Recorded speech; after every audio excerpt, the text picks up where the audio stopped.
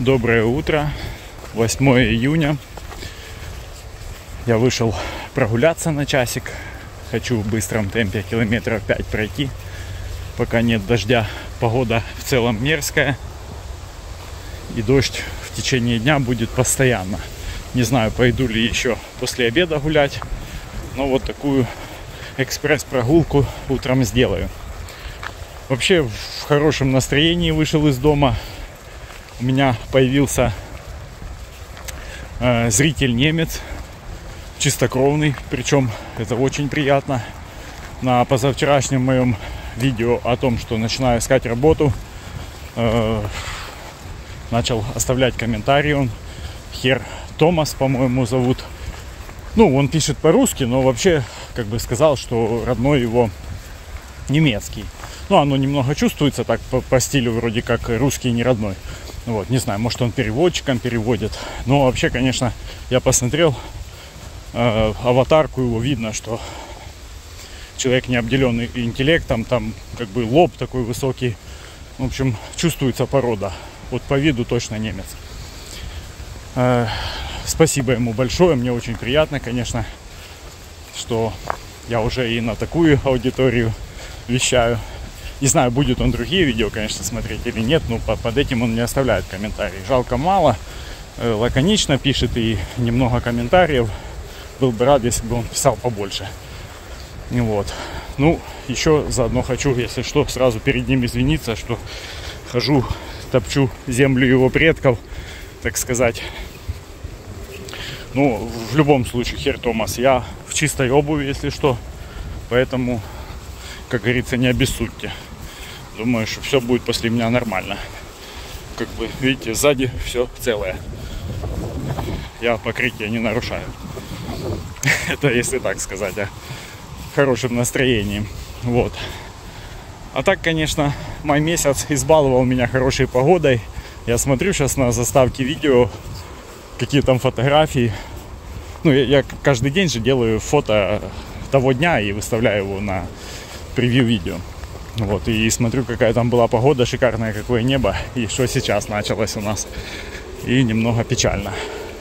Я как бы забыл, что такое дождь, и в этих своих походных всех размышлизмах я уже там и от Гортекса отказался, и в сандаликах иду. Ну, в итоге что получается? Что сандалики натирают. Сложно представить, что я в них могу идти целый день дождливый. А вот кроссовочки вроде как на Гортексе беру да одеваю в такую погоду. В общем, идея отказа от Гортекса в походе была, наверное, весьма поспешной. Буду думать что-то по поводу, как они, гетры, бахилы, как-то еще там они называются, гамаши. Вот что-то такое, наверное, все-таки. Ну и тоже брюки или, ну не знаю, наверное. Видел, там люди ходят и в юбках, но это чересчур. Это прям в горах, где никого нету, я, может, одел. Это по Якобсвег идти в юбке, это кринж. Ну, либо дождевик какой-то длинный. Но они все не дышащие. Бывают ли мембранные дождевики? Наверное, бывают, но они стоят, по идее, очень дорого. Поэтому проще штаны таскать. В общем, надо думать что-то еще. Смотрите, кого я увидел. Это Люсиндра. Наша дикая кошка. Живет у нашего хозяина. То ли во дворе, то ли в доме, непонятно где. Но очень дикая такая попрошайка. Она полууличная. В Германии это вообще большая редкость. Но Люсиндра, она такая. Вот у нее прям выражение лица такое бродящее, да? Но наглая. Бывает, когда есть хочет, прям ведет себя отвратительно. Вот тоже сидит у соседей, что выпрашивает. Все, отвернулась. Посмотри. Да, а я уже погулял, в общем, иду домой. Воздушный змей летит. Да, ветер сильный сейчас, самое то запускать. А я вышел опять на прогулку послеобеденную. Не удержался. Дождя пока нету, поэтому иду. Пока мчу по лесу без ветра, расскажу, как я сегодня в киберполицейского играл. Вернулся с прогулки утренней, сел за комп посмотреть, что там по коврикам туристическим выложили нового за ночь. Открываю, смотрю, ну, есть новые позиции. Это было где-то около 9 утра, по-моему, воскресенье сегодня, кстати. Вот, то есть Германия спит еще, можно сказать. Ну, позиции новые были. И одна такая мне сразу в глаз упала. Это получается то ли Сету Саммит, то ли Терморест, а может даже Экспет какой-то. Ну, в общем, из дорогих, именно надувных, то, что меня интересует. 95 евро. Ну, для меня это дороговато, но думаю, почитаю хотя бы, что это за модель такая. В общем, на картинке, которая стартовая на объявлении была, было как раз показано то ли упаковка от этого ковра, то ли на самом ковре надписи. Ну, в общем, если в картинке поискать, то покажет и модель. Ну, обычно так. Ну, я запускаю эту картинку через Google объектив в поиск. И справа в моем браузере открывается панелька с результатами поиска по картинке. И первая фоточка с eBay. Не с Kleinanzeigen, там где я смотрю, а с eBay именно. Думаю, о, понятно. Это есть мошенники. Ну, открываю на другой вкладке. Это объявление eBay американский. Этот ковер. Все, 3 фотографии. Такие же. Продавца рейтинг хороший. Там какой-то, не знаю, 150 с чем-то долларов стоит. Возвращаюсь на Kleinanzeigen. Смотрю, что по этому продавцу. Аккаунт 2013 года. Супер отзывы, все классный, супер надежный, туда-сюда. Открываю другие его объявления, еще 2 позиции. Одна палатка какая-то, ультралайт, тоже там из дорогих. На В называется, не помню фирму. 125 евро. Уже как бы, да, в глаза бросается. Ну, это тем, кто более-менее интересовался этой темой. Там визуально даже видно дорогую вещь. То есть дороже, чем 125. И еще какая-то там позиция, не помню, что-то такое, типа пустяковое, самовывозом из города, по-моему, такое. Вот. Ну и запускаю в поиск ту же палатку. Короче, палатка на немецком eBay, ну, продается тоже сайт eBay, не Kleinanzeigen, за 480. Но уже на немецком. Думаю, понятно. В общем, подаю жалобу. Открывается окно, это диалоговое, типа, в чем проблема. Пишу мошенничество туда-сюда.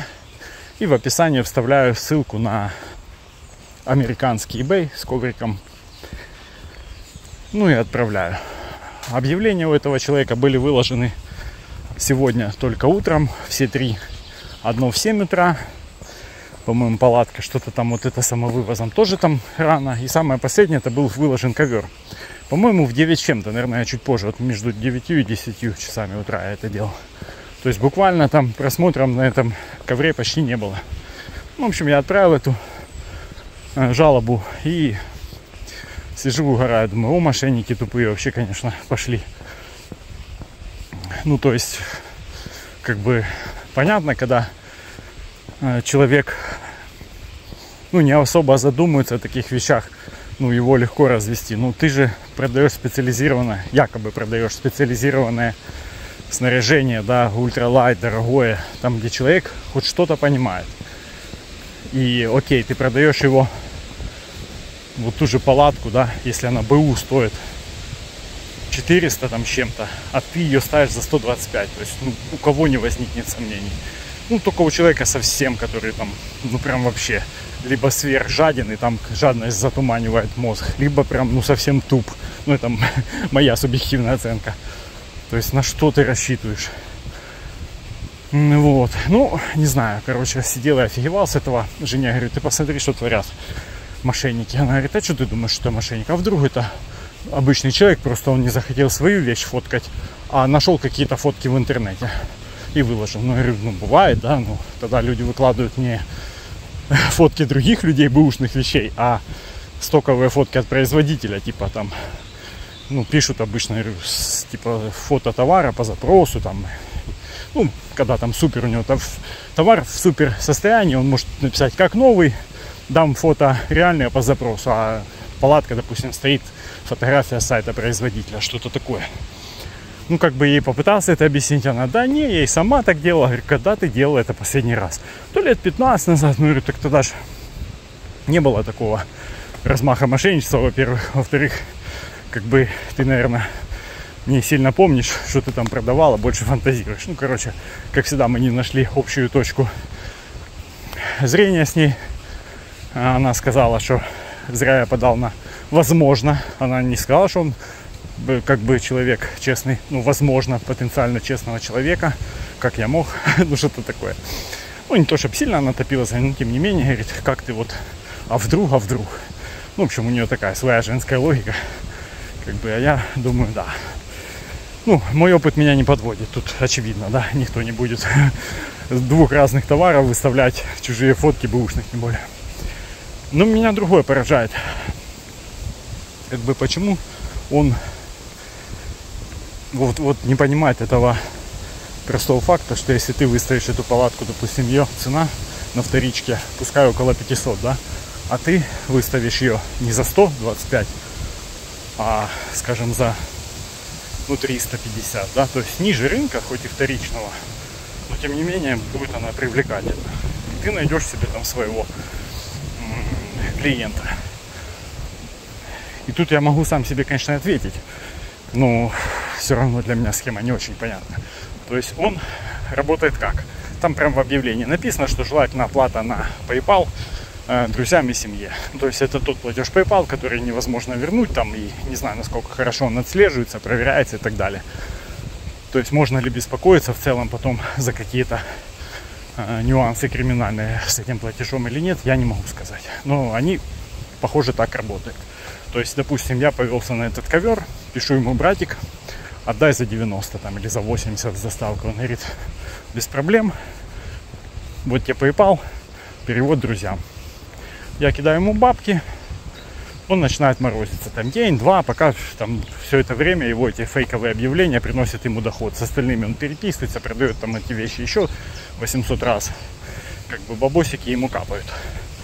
Потом я уже понимаю, что меня кинули, я либо забиваю на это, либо там начинаю суетить какие-то движения по Kleinanzeigen, жалобы и так далее. Ну, там максимум его аккаунт заблокируют. Ну, вот, но деньги падают на PayPal. И вот, скорее всего, почему так с палаткой он делает, да, потому что одно дело перевести 100 на PayPal, да, друзьям. Это как-то, ну, может кто-то рискнуть, да, в принципе, для европейцев не суть большая сумма. А вот 400 там или 350 друзьям переводить вряд ли уже кто-то станет. То есть тут расчет на такую схему, скорее всего, что не побояться рискнуть этой суммой. Я сам спросил и сам ответил. Наверное, так. Но другое меня тогда тоже немного сбивает с толку. Почему он ленится банально, там, я не знаю, взять эту фотографию, которую он своровал, и не в один-один ее выкладывать. Ну, там, кропнуть как-нибудь размер ее, обрезать, там, развернуть ее. Что-нибудь там с цветом может поиграться. Ну, то есть 3 секунды в телефоне это занимает. То есть они даже как бы не парятся по этому поводу. То есть вот эти простые манипуляции убьют уже как бы поиск через Google объектив. То есть он не найдет, скорее всего. Почему не делают? Для меня загадка. Либо же, ну, наверное, расчет на то, что человек уже настолько, то есть если он ведется на это дело все, то он уже не будет даже проверять, как бы ему нету смысла напрягаться, чтобы вот это все менять. То есть его клиент — это человек, который даже не будет что-то там, он не знает даже, как работает Google поиск, скорее всего. Поэтому они не парятся. Вообще схема интересная. Я когда-нибудь галочку себе давно поставил разобраться с этим даркнетом, как это все работает. То есть теоретически, я так понимаю, он где-то покупает ворованные, ну, либо сам ворует. Я не думаю, что обязательно это делать. Он где-то покупает ворованные аккаунты Kleinanzeigen, ну, такие вот с хорошим рейтингом, старые. И потом делает этот посев каких-то товаров, там уж как он категорию выбирает, я не знаю. Ну, есть у них там, видимо, свои какие-то приколы. Ну, допустим, вот он туристические товары выбрал. Он делает посев. И потом работает, допустим, на десятки аккаунтов, там несколько адресов PayPal, наверное, какие-то карточки, тоже подставные. Ну и в итоге там как-то это ему приносит доход. Или им, или там организации, или Северной Кореи, как говорят, там они типа, ну они по серьезным вещам занимаются, ну мало ли, может у них и такая схема. Может это вообще какие-то делают чат-боты. Или как это правильно сказать? Ну, короче, боты, а не люди. Теоретически, почему нет? Все это возможно. Интересно, вот как PayPal работает. То есть, в безопасности ли такой платеж друзьям? Боится ли он преследования какого-то или нет? Вот это тоже интересно будет у GPT спросить. То есть, если ты попадешь в такую схему, можешь ты подать жалобу на этот адрес PayPal, и что с ним произойдет? Будут ли они копать до конечного бенефициара, кто, на кого зарегистрирован этот PayPal аккаунт, или они просто его заблокируют и все. То есть, если это просто блокировка, то тогда как бы вообще какие проблемы. А если копают до бенефициара, то ну что там, тоже какие-то подставные карты или ворованные фигурируют, скорее всего. Короче, все это, да, такая зона темная интернета, короче. Ну да, а этого товарища, которого я разоблачил, заблокировали уже, по-моему, ближе к 11. Я обновил, его страница была уже все мертвая. То есть все 3 объявления потерли. Этот пользователь не имеет объявлений в сети, типа. Ну, я так полагаю, что это именно реакция на мою жалобу. Потому как вряд ли кто-то бы успел пожаловаться на него воскресным утром. Так, я так понял, у меня капельки упали на камеру, да? Ну, ребята, не обессудьте, как говорится, дождь пошел, поэтому я иду, болтаю в телефон, даже не смотрю. Вот так вот, надо быть бдительным, не вестись на всякие заманухи. Я бы на их месте, конечно, мошенников делал более реалистичные цены, чтобы как бы публика клевала. Хотя тоже вот, я же сам себе дал ответ, они ищут прям таких, которые безнадежны. Ладно, вот это сегодня такое киберполицейский. Так, я не зря пошел гулять. Промок чуть более чем полностью. Не знаю, вот как кроссовки, держат ли они еще воду. Ощущение такой влажности в ногах. То ли от конденсата, то ли действительно промокли немного. В общем, дома проверю. Куртка держалась, но потом сдалась и она. Я так понимаю, что не полностью сдалась. В каких-то местах она еще сухая, но местами уже она воду пропустила. Капюшон точно полностью весь, потому что и кепка насквозь мокрая. И, в общем, рукава вот это точно. На плечах чувствую влага. Штаны, не знаю, как ощущаются, как-то тоже. Короче, мокрый. Вот отлично, хоть испытал, что это такое идти в мокрых вещах. Какой-то период времени, конечно, небольшой, но можем представить, как это целый день делать. В общем, дождь — это вещь серьезная, надо готовиться к нему нормально. Вот он опять усиливается. Так, буду телефончик прятать. На сегодня, наверное, все. До завтра.